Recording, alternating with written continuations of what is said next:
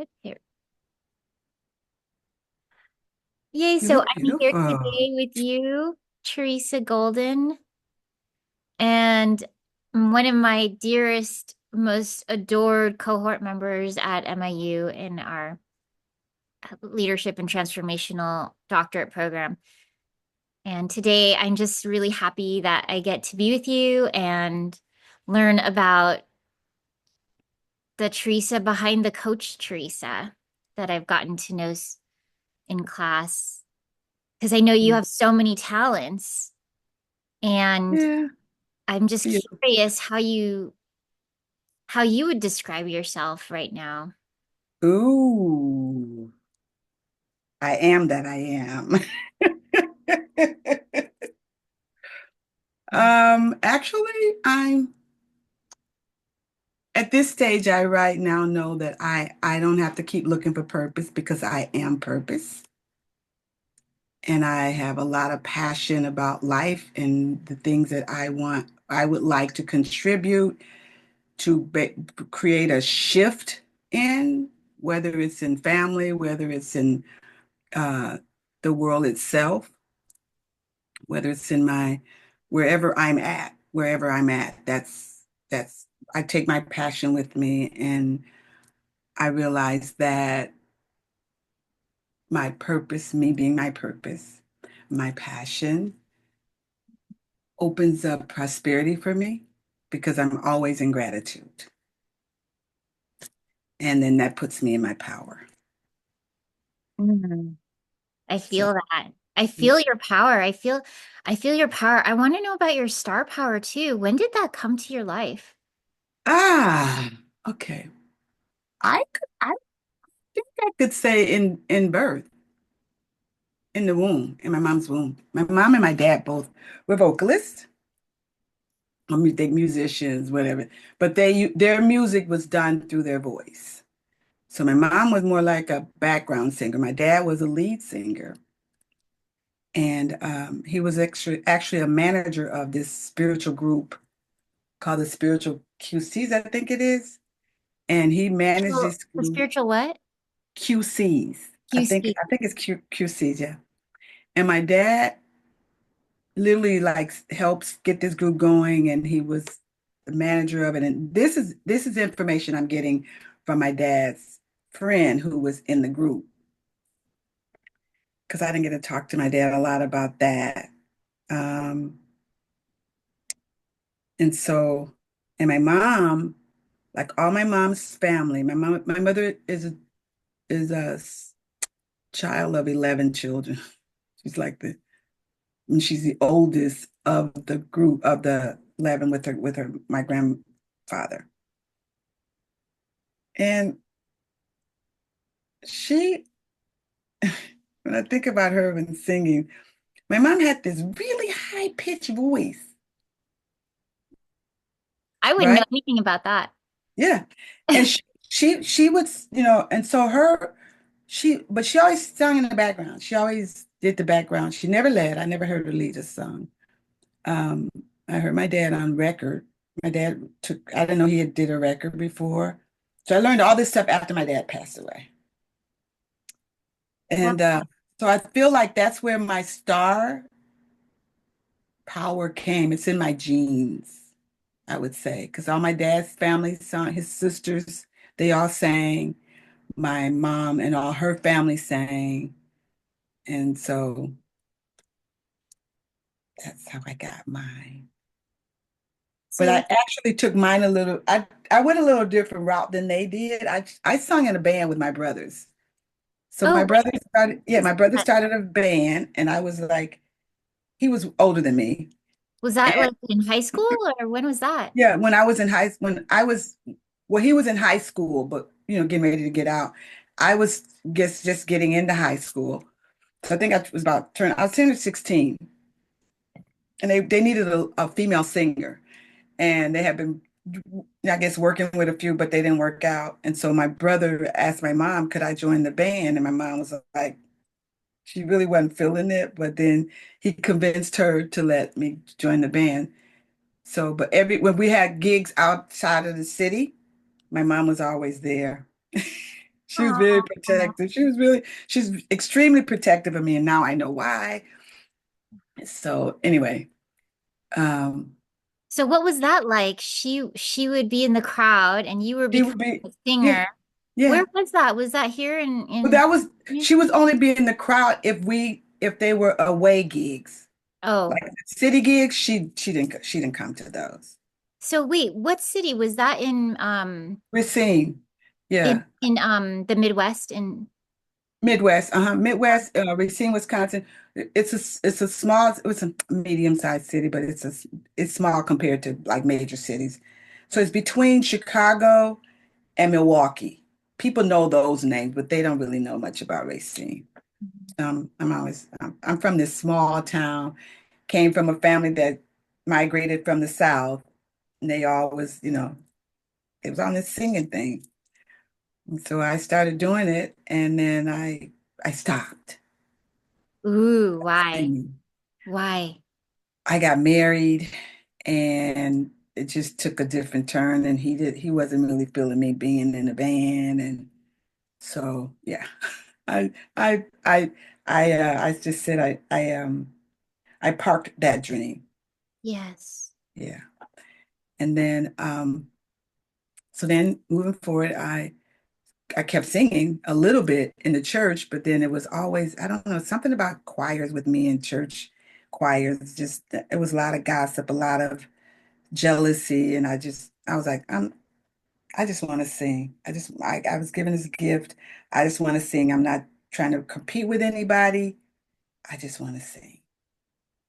And then it kept going, and then I just stopped completely. I just got out of the choir, I'm stopped singing. curious. I'm curious what the difference was between singing in a band and singing in a choir, because I don't know that much about the two. Singing in the choir is more of a, hmm, well, I'll put it to you this way. This is how my folks saw it. You're singing in the church, in the choir, you're singing for God. If you're singing in a band, you're singing for the devil. Ah, that devil, that darn devil. But Wait, how I don't, vocally? huh? Differences vocally too? No, Or because music? all the greats Mm-hmm. came out of the church. Okay. That's right. So That's that right. was our foundation. You talk to any person that's really can sing, I mean, that they brought it, they came out of the church. Oh, wow, that's interesting that you were so wait, were you brought to the church through marriage? Or were you No, no, no, no. I was brought through to the church through my mom, my parent, my mom. My mother was quite, I would say she was really a spiritual person, but she was really into church, religion, and all that. But she wasn't fanatic. She wasn't fanatic about it. Yeah. Yeah. So I I was born in Mississippi. Let me back up. I was born in Mississippi. My mother moved north with me when I was like 3 months old. So then she stayed in Chicago for a minute and then with her cousin and then she moved on up to Racine where I grew up. I grew up there. So that's all I know as far as upbringing. So no, when I came through the church, it was through my family. They all sang in a church. Yeah. And then my brother decided he wanted to sing some Michael Jackson stuff. I mean, some other kind of, at Yeah. that time we were singing like Marvin Gaye and songs like that. So we wanted to sing. They call it secular, but it's secular music. But my thing about music now, because I saw what all the rules and people being in their little groups and segregating the music. I saw what it did to the artists. Mm. So when I came to California with my children, I came to sing and I was still in the church. And then I ended up there was a lot of stuff between the church and not me, but my husband. And so we ended up not being in that particular church. Okay. So I started to, and so, you know, my husband and I had we were married for like maybe 43 years. And then I got a divorce. We got a divorce. And but after all the like I would say 15 to 20 years, I really wasn't singing like stage wise to audiences. I was just singing in the house. And I know if we would go at family functions, we would all kind of get together and sing something, but I wasn't singing. So then when I moved here, and after the divorce, I was like, I want to sing some more. I want to sing again. Mm. I ended up at the world stage taking vocal lessons because I hadn't been out long. And then that turned into the executive director of this world stage. He's a artist too, and he's really big. He does work overseas as well as the States. And he heard me singing in the workshop. And so he complimented me that day when I after we finished. Then I was, we come every Tuesday. So one day he said to me, he said, you're really good. You're good enough. You said you should think about doing a concert. And I was like, no, I'm not, I'm not ready for that. He's like, you are ready for that. And so he gave me the stage to do. What happened was we did a recital. So I invited all my people and a lot of them showed up. And the other vocalists didn't really invite many people. So most of the people in the audience was my people. So maybe that was a little biased, but I sung a song and they was just like, I sung two songs and it was amazing. And they were all saying, are you going to do a concert? Are you going? So they were asking me about a concert from a recital. And it was something that he had said I should do. So then finally I ended up doing this debut concert at the world stage. And I asked my children to come. I said, I've never asked you for anything.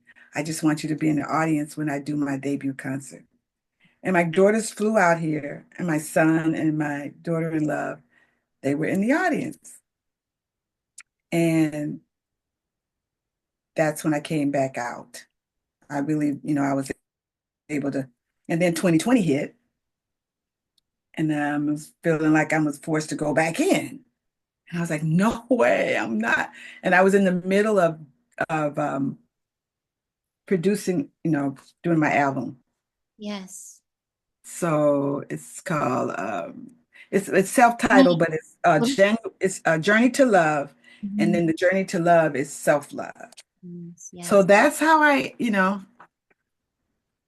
got back in. That was I was born to do that. Is I it on really Amazon feel, Prime? huh? Where do I hear it? Is it on Apple Music? No, it's on my website, theresagolden.com. Okay. Yeah, go on my website. I was gonna I was gonna stream it, and I was like, yeah, if it's not about making any money, if I want to recapture the money, for me, it's not all about that, but I had to get this done. So I had to pay the producer, the engineer, I had to pay the musicians, I had to Yeah. pay, so I was like, if I just recoup that back, I'm good.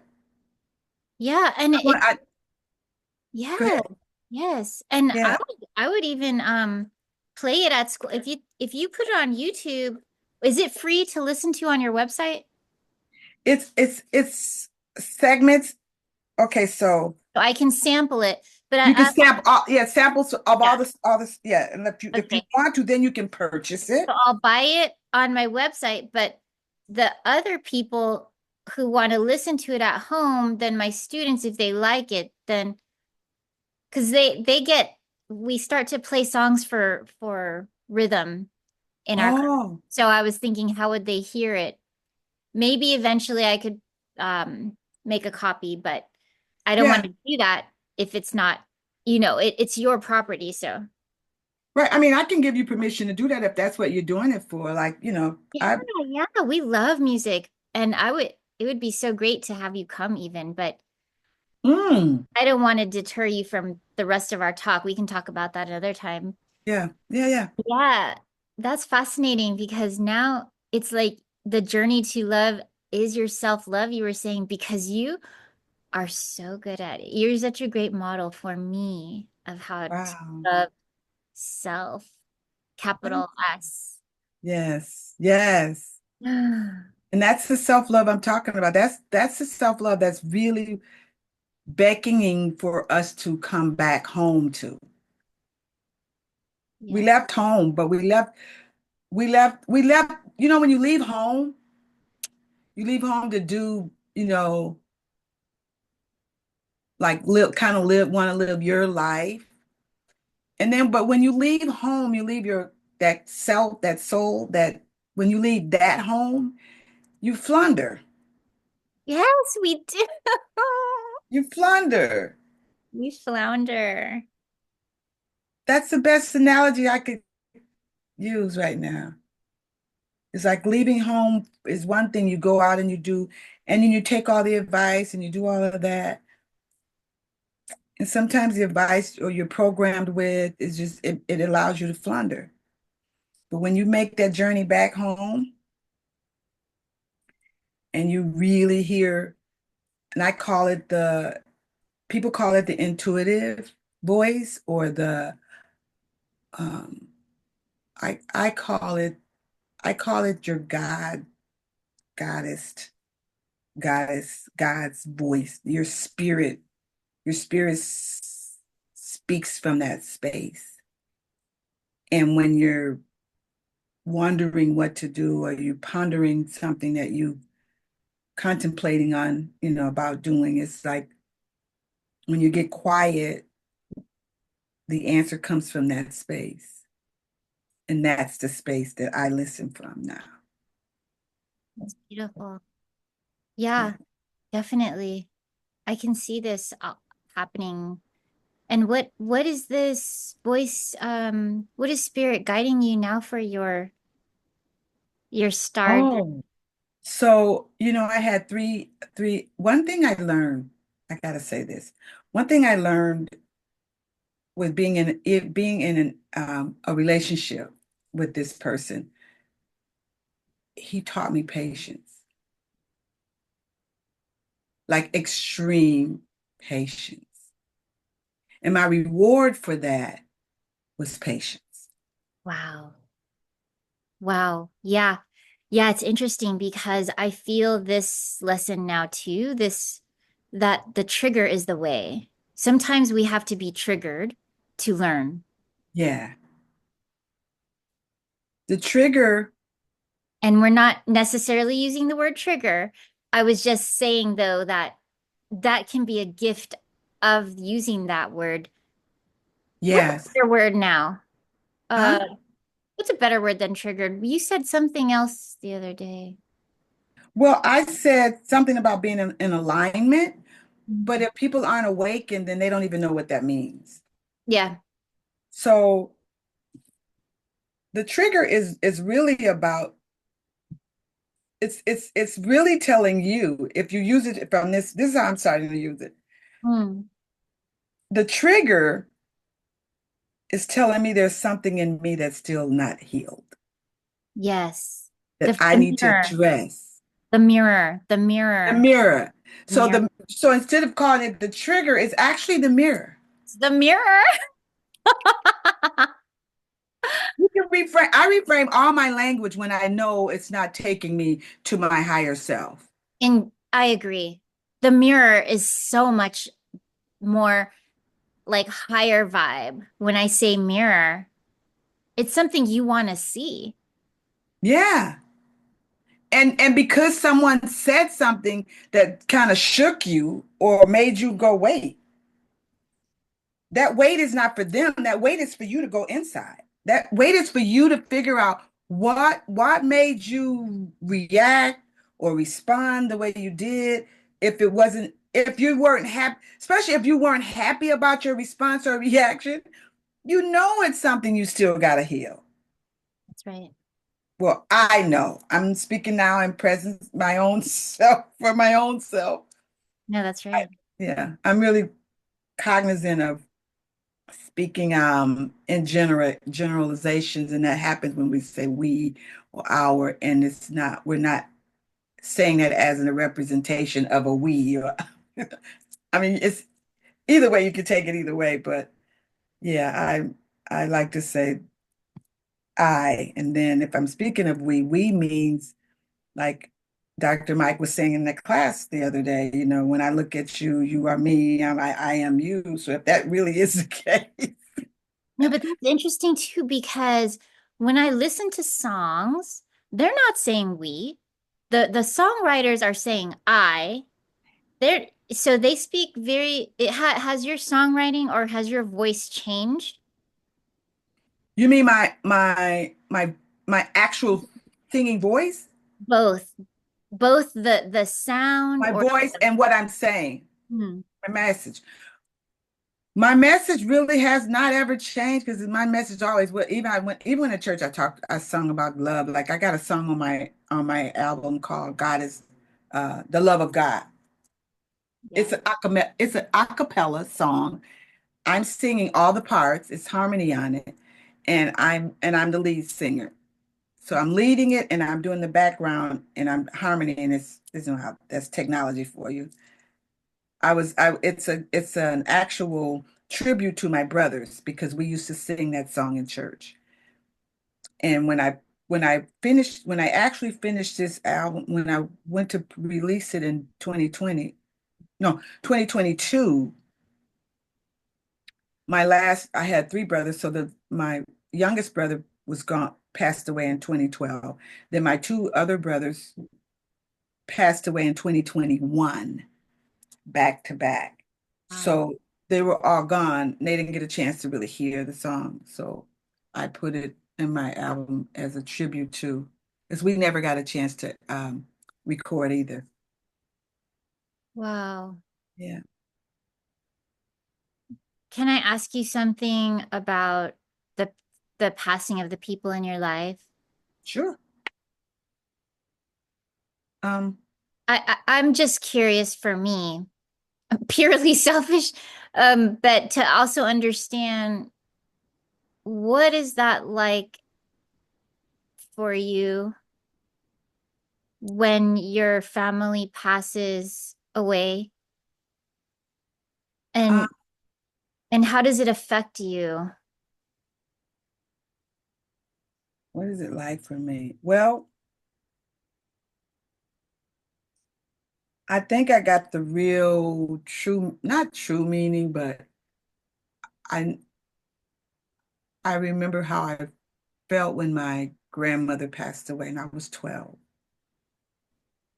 And there was a lot of people passed away after she passed away, but her passing played a significant, I don't know why, but and I didn't get a chance. My mom was very like we had to be at home. Like she didn't let us go to my grandma's that much.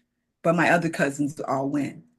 So I kind of felt a little like I didn't get enough time with her. Yeah. And then when my brother passed away, now that at, besides my grandmother's death, when my first sibling passed, I lost my first sibling, and my mom was still living. Um, that was hard. Um, that one was really hard. And then my mom passed away in 2015, and it felt like I just got, yeah. It was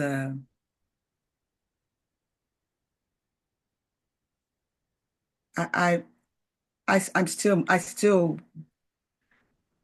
I won't say grieve her death, but now when I think like Mother's Day came, and my mom been gone since 2015, but it was, it was like I felt like an orphan, and I Mhm.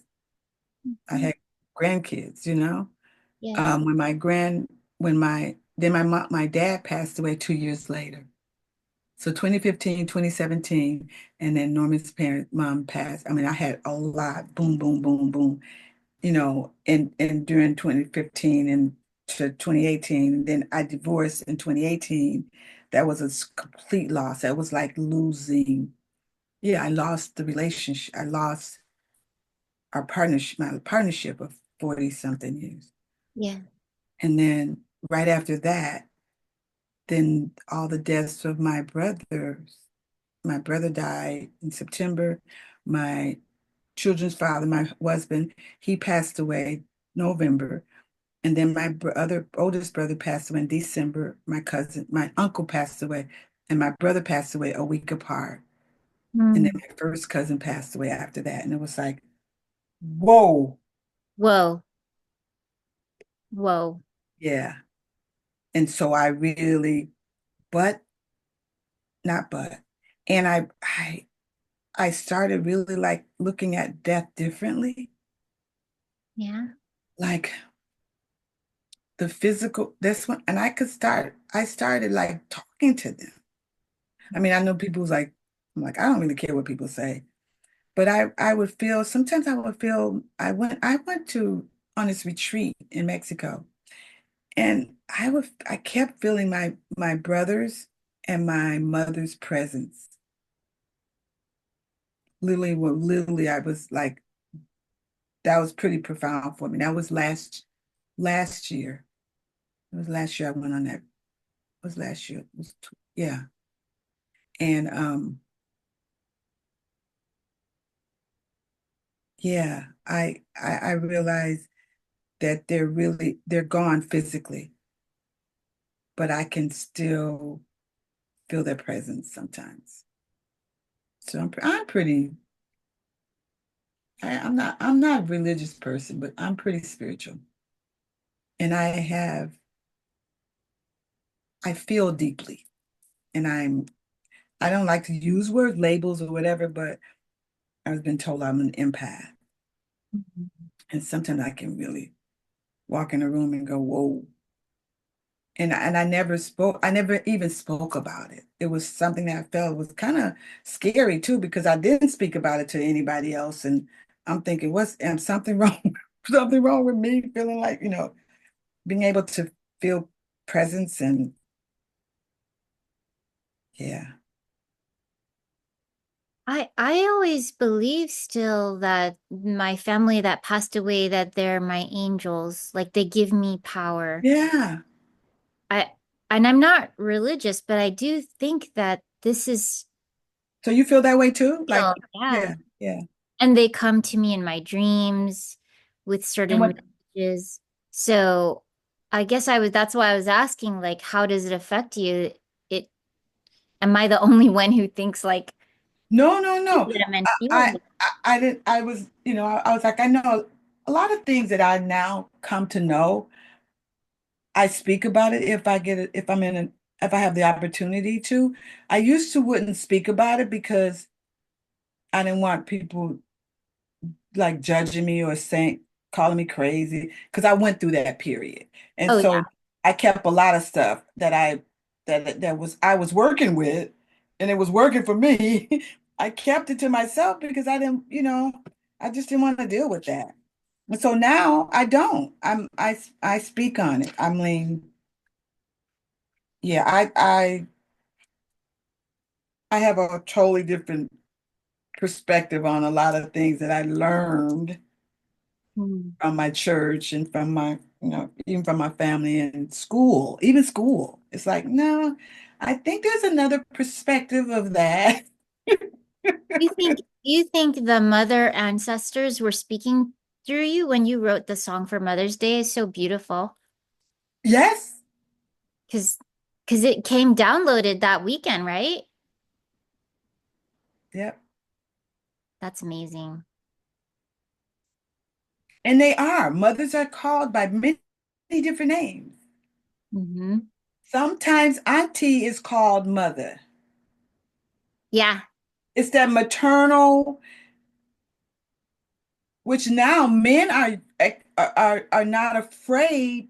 Some of them are not afraid to show that nurturing maternal aspect of their spirit because we're like I came, and this is my belief. This is my how I see things. I came, I was in the ether, and I promised that I would come to my creator, that I would come in this form, Mhm. in this gender. They didn't want to call it genders or anything, but I would come to be an expression of the creator, Mm. called God, source, Elohim, whatever we call it. Like mama, mother is called by many names, but it's the same. The essence of mother is the same. The essence of the creator, God or whatever, source is the same. Yeah. Mother is creator. Yes. And Mhm. so when we have the male, the masculine, and the feminine energy,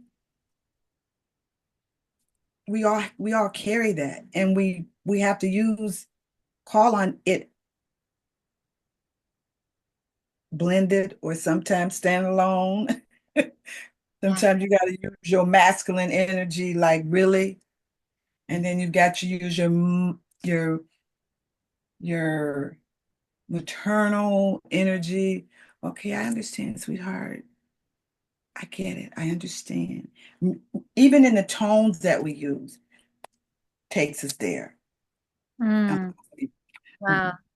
mhm. Wow. Wow. Okay, this is so great. I know we're gonna close soon, but the one thing I did want to ask you about is how you get in touch with your creative process when you are when you are tapping into singing or any Hmm. any I guess it could be any creative endeavors, but you were speaking about singing, so I was curious how you get to that part. Um, well, when I actually, I think I'm always tapped into that. What activates it for me is what puts it in action is when I meditate and when I chant. Mm. That's Yeah, great. yeah. Meditation really allowed me to calm my nerve. A lot. It does. It's physical and psychological, but for me, the my nervous system was just totally quieted down. Yeah.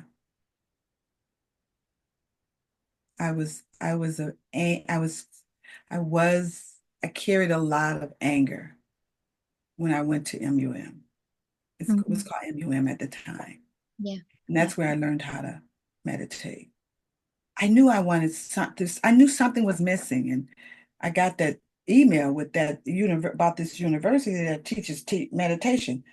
I didn't know anything about it, that university, but I knew I wanted to learn how to meditate. So TM combined with your own chanting, or are you Yeah, with internal chant?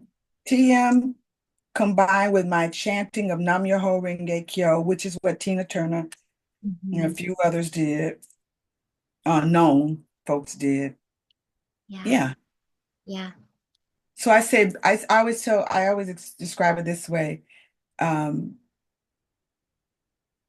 TM gets me in this mo in the core of my being, who I am, and then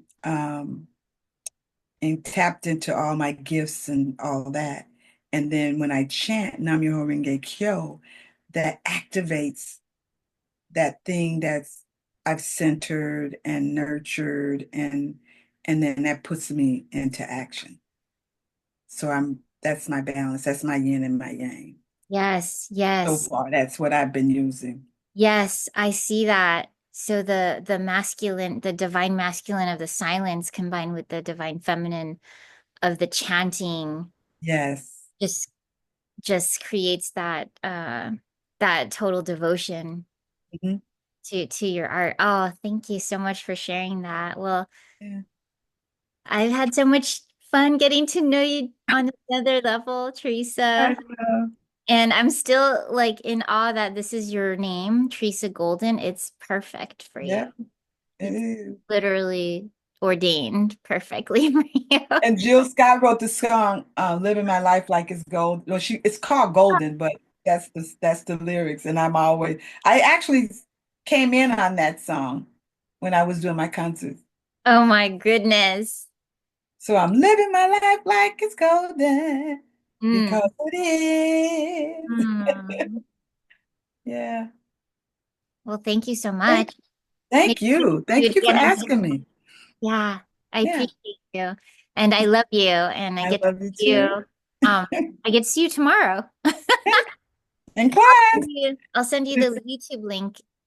Oh, okay. That's great. That'd be great. Okay, have a great rest of your Sunday. You too. You too, Brett. Peace.